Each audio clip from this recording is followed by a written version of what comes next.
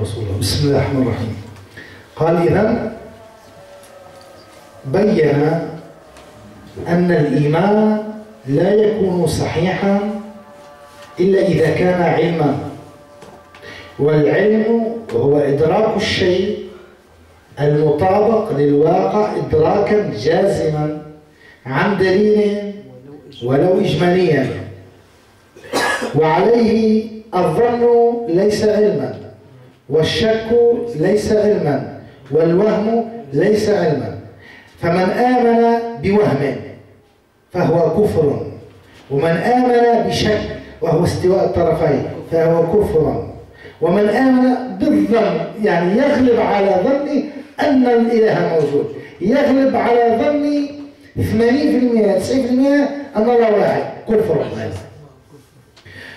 ثم قال وخرج بالمطابق كجزم النصارى بالتثليث، وبقولنا عن دليل التقليد، والمتصف بشيء من الأربعة الأول في شيء من العقائد الآتية كافر اتفاقا. ما هي هذه الأربعة؟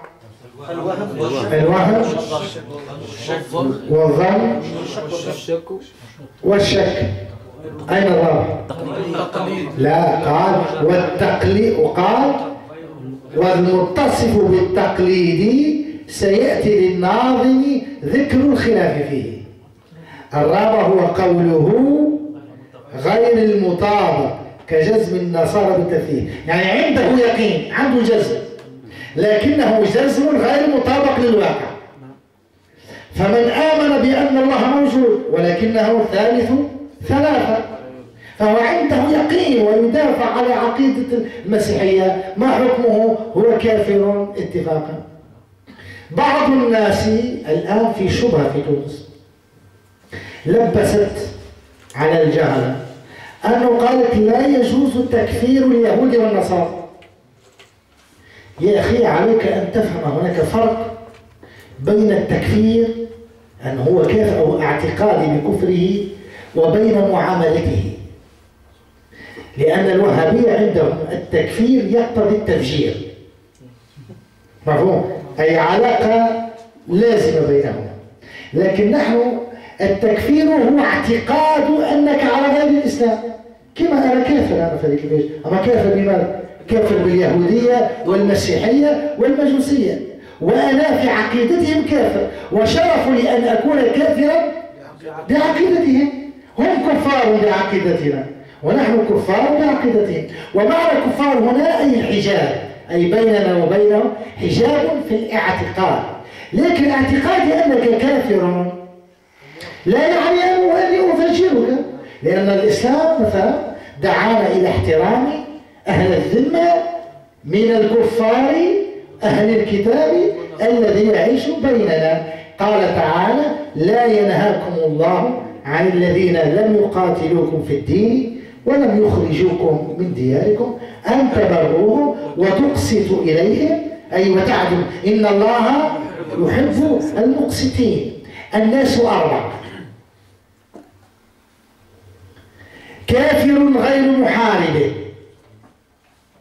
للإسلام والمسلمين، كافر محارب للإسلام والمسلمين، مسلم فاسق فسقه لازم لنفسه، رابعا مسلم فاسق يحارب الإسلام والمسلمين.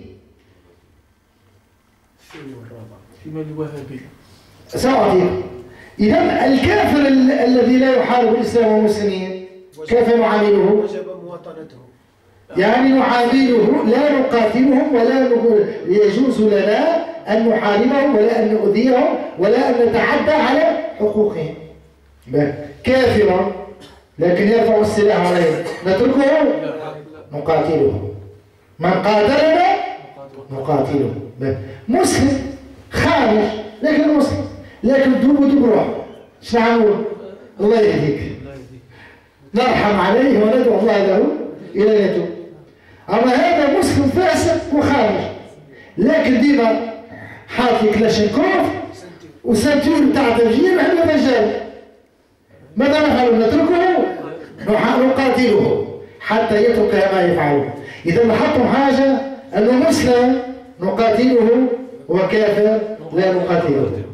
إذا ما معنى؟ هذا دليل على أن القتال منا ليس بسبب الكفر، ولكن بسبب ماذا؟ بسبب أنه محارب، بأنه يؤذي، بأنه يضر المجتمع، لأنه يدمر المجتمع.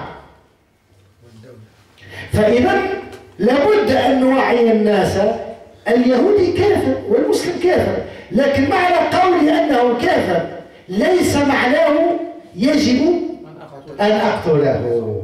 فالتلازم بين الكفر والقتل لا يوجد في ديننا، بل التلازم كافر ادعوه إلى الله. هذا أهم شيء، وهذا هو الأصل الذي لا بد منه. قال نعم في الدعوة. نعم. والمتصف بشيء من الأربعة الأول في شيء من العقائد الآتية كافر اتفاقا، والمتصف بالتقليد سيأتي للناظم ذكر الخلاف فيه. وصلي اللهم وبارك على سيدنا محمد وآله وصحبه.